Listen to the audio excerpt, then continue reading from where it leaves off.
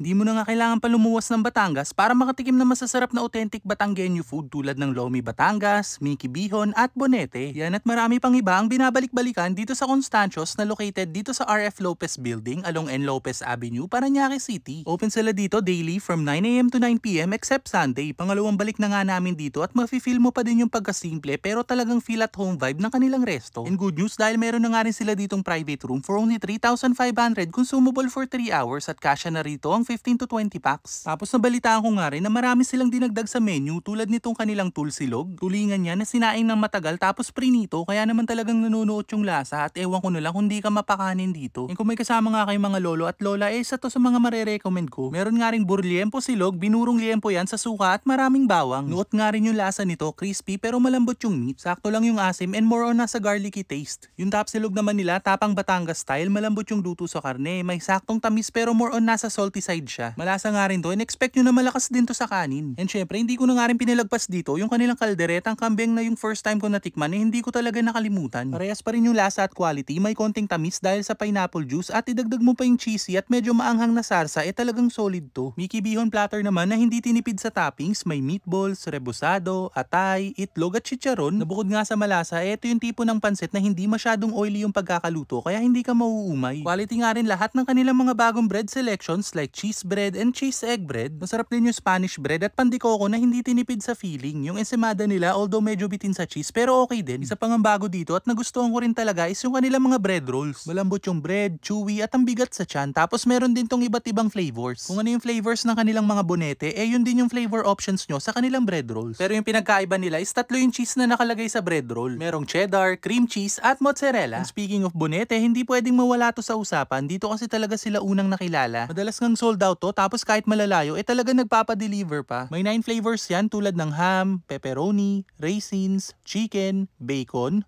tuna, sausage, beef, and mozzarella. And para sa akin, kahit anong flavors ang piliin nyo, quality talaga yung pagkakagawa sa kanilang bonete. Kumbaga personal preference nyo na lang talaga mapamerienda, snacks, or pampasalubong hindi ka ipapahiya nito. And last but not the least, yung kanilang Lomi Batangas na Jumbo Overload, 280 pesos lang yan pero grabe na yung serving. Hindi binitin sa lasa at toppings, perfect combination dito yung kanilang bonete na isasawsaw mo habang mainit pa. And kung magawi nga kayo dito sa Constancios, isa nga to sa mga dapat yung masubukan. Available sila dito for dine-in, pick-up, and deliveries through Lalamove. Kaya naman kung matake ang cravings mo sa video na to, subukan nyo na nga rin dito sa Constancios.